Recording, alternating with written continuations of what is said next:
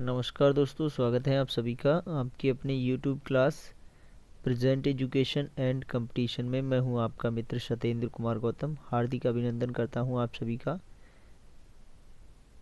अगर आप चैनल पर पहली बार विजिट किए हैं तो चैनल को सब्सक्राइब कर ऑल नोटिफिकेशन ऑन कर दीजिए।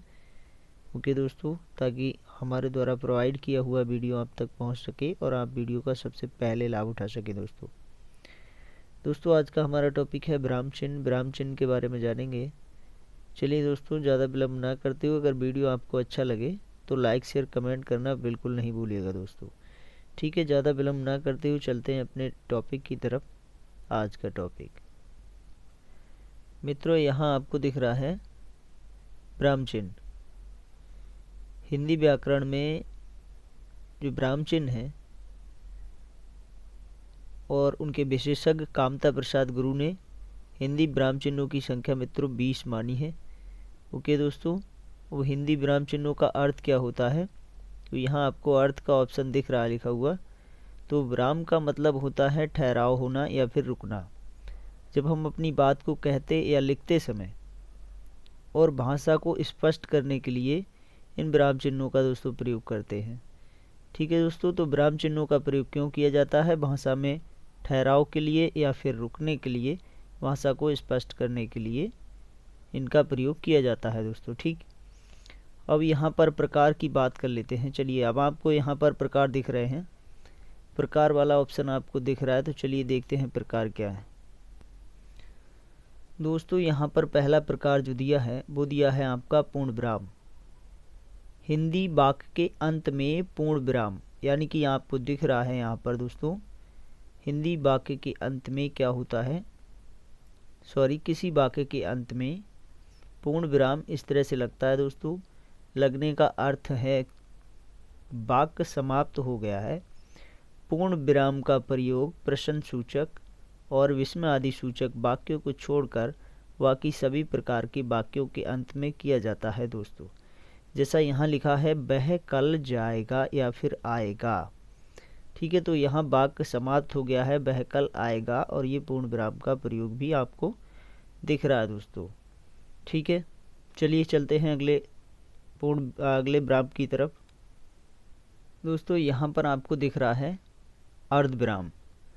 अर्धविराम जो आपको लिखा हुआ यहाँ पर दिख रहा है वो अर्धविराम का चिन्ह है। जब किसी वाक्य को कहते समय या कहते हुए बीच में हल्का सा विराम लेना हो पर वाक्य को खत्म ना किया जाए तो वहाँ पर अर्धविराम चिन्ह का प्रयोग किया जाता है दोस्तों। जैसे आपको यहाँ एक वाक्य दिख रहा है लिखा हुआ, राम तो अच्छा लड़का है किंतु उसकी संगत कुछ ठीक नहीं। राम तो अच्छा लड़का है किंतु उसकी संगत कुछ ठीक नहीं। ठीक है, तो पहले यहाँ हल्का सा विराम लिया, राम तो अच्छा लड़का है किंतु उसकी संगत ठीक नहीं। ठीक दोस्तों, ये आपका अर्धविराम चिन्ह है। चलिए चलते हैं अल्पविराम चिन्ह की तरफ। अल्पविराम चिन्ह का आपको यहाँ पर दिख रहा है दोस्तों, अल्पविराम चिन्ह ये रहा आपके सामने दोस्तों। ठीक है,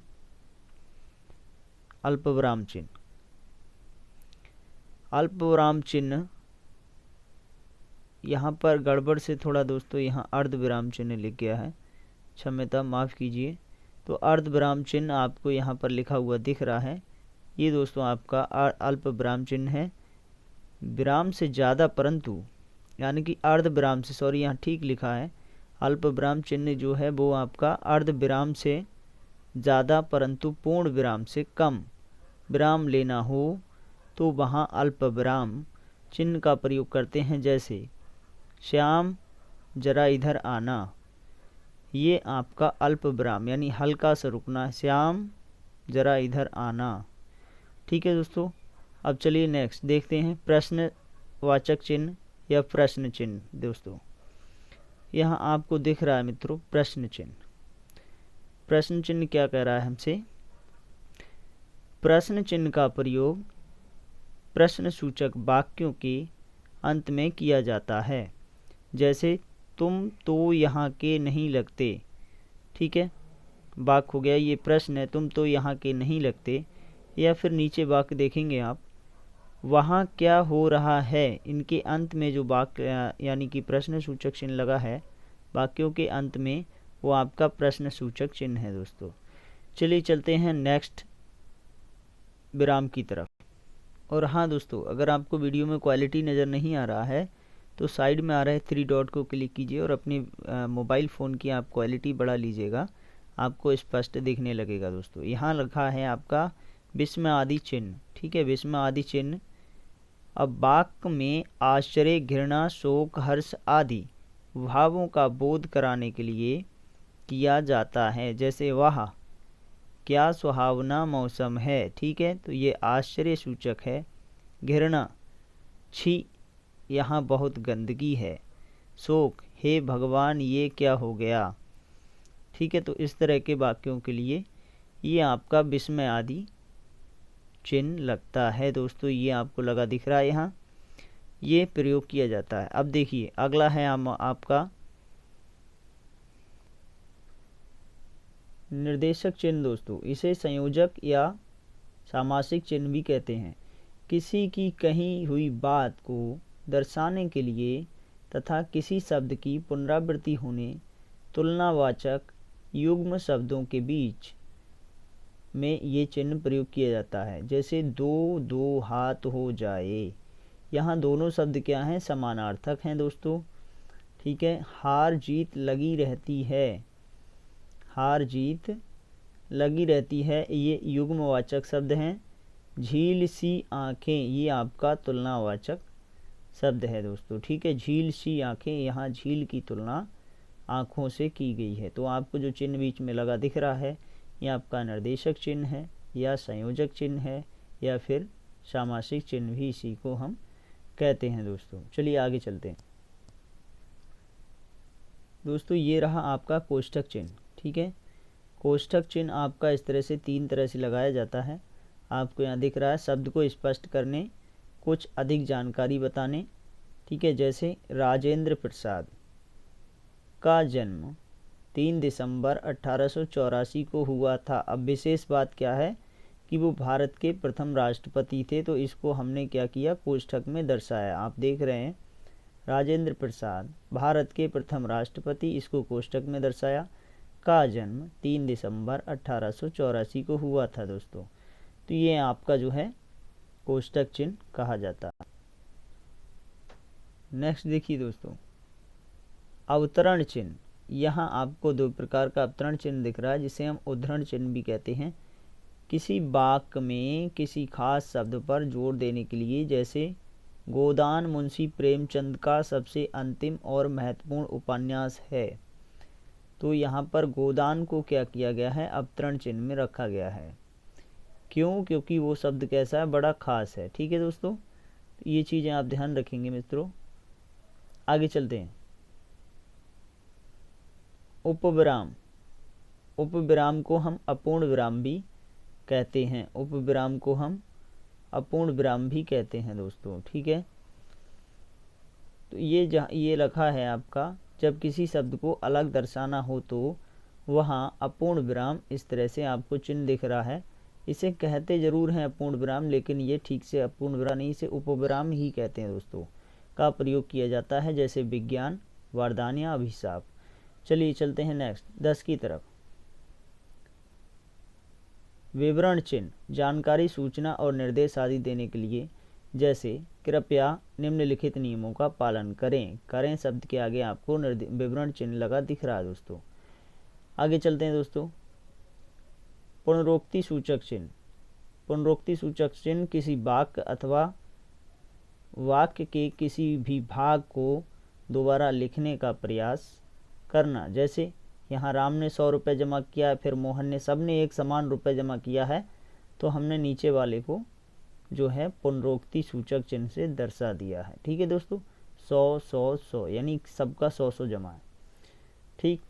चलिए अब चलते हैं अगले चिन्ह की तरफ। देखिए दोस्तों, लाघव चिन्ह, किसी शब्द का संक्षिप्त रूप लिखने के लिए, जैसे डॉक्टर के आगे लाघव चिन्ह लगा दिया तो वो हो जाएगा डॉ, के आगे लाघव चिन्ह लगा दिया हो जाएगा डॉक्टर। प्रो के आगे हमने लाघव चिन्ह लगा दिया हो जाएगा प्रोफेसर। इसी तरह से इंजी के आगे हमने लाघव चिन्ह लगा दिया हो जाएगा इंजीनियर दोस्तों। तो लाघव चिन्ह किसी भी शब्द को पूर्ण करने का काम करता है। चलिए दोस्तों आगे चलते हैं।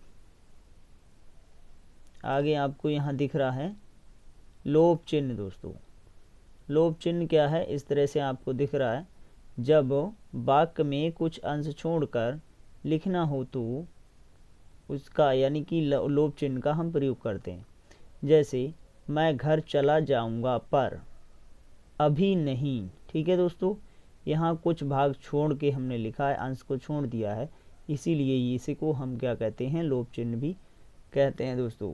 अब देखिए 14 नंबर पर दीर्घ उच्चारण चिन्ह। दीर्घ उच्चारण चिन्ह जो है अंग्रेजी कैपिटल लेटर एस के आकार का होता है। किसी शब्द के उच्चारण में अन्य शब्दों की अपेक्षा अधिक समय लगता है तो यानी कि गुरु भी इसे कहते हैं का प्रयोग किया जाता है दोस्तों। छंद में दीर्घ मात्रा जैसे का, की, कु, के, कै, को, कौ के लिए इसका प्रयोग मित्रों किया जाता है। चलिए हंस पद, अगला चिन्ह संख्या 15 हंस पद या त्रुटि बोधक चिन्ह। ये वाक्यों में कोई शब्द अथवा अक्षर छूटने पर, जैसे इसका प्रयोग कहाँ किया जाता है, वाक्यों में जब कोई शब्द या अंश छूट जाता है तो उसके स्थान पर किया जाता है। जैसे यहाँ राम कल जाएगा, लेकिन यहाँ दिल्ली छूट गया तो हंस पद का प्रयोग किया और दिल्ली हमने यहाँ लिख दिया। ठीक है दोस्तों, अब चलते हैं, चलिए अगले ब्राह्म चिन्ह की तरफ। ब्राह्म चिन्ह संख्या 16 तुल्यता सूचक। ठीक है दोस्तों, अंक अथवा शब्दों के मध्य समानता दर्शाने के लिए इसका प्रयोग किया जाता है। जैसे अशिक्षित का मतलब क्या होता है दोस्तों, अनपढ़। तो अशिक्षित कहिए या अनपढ़, बात एक ही, अशिक्षित बराबर अनपढ़। 3 और 3 6 बराबर 6। ठीक है, 3 और 3 बराबर कितना हो जाएगा, 6। ठीक है, तो इस तरह से इसका प्रयोग किया जाता है। आगे देखेंगे दोस्तों 17 नंबर की तरफ, समाप्ति सूचक। लंबे लेख, कहानी, अध्याय अथवा पुस्तक के अंत में इसका प्रयोग किया जाता है दोस्तों। ठीक है, समझ में आ गया नहीं। और आपका है 18 नंबर पर टीका सूचक, इस तरह से किया जाता है दोस्तों। और पाद बिंदु, इस तरह से आपको चिन्ह लगता है दोस्तों। और अब बात करेंगे लास्ट, वीडियो के लास्ट और अंतिम चिन्ह की। चलिए चलते हैं। आपको यहाँ दिख रहा है दोस्तों अपूर्ण सूचक। ठीक है, जिसे एक्स आकार से दर्शाया जाता है। किसी लेख में कोई आवश्यक अंश छोड़कर उसके बाद लिखा जाए। जैसे बिन निज भाषा उन्नति मिटे न हिये को सूल। ऊपर यहाँ पर मुख्य भाग छूट गया है, यानी कि छोड़कर लिखा गया है दोस्तों, तो यहाँ पर अपूर्ण सूचक चिन्ह का प्रयोग किया गया है। ठीक है, और ये पूर्ण होता तो क्या होता, निज भाषा उन्नति, यही सब उन्नतियन को मूल। इतना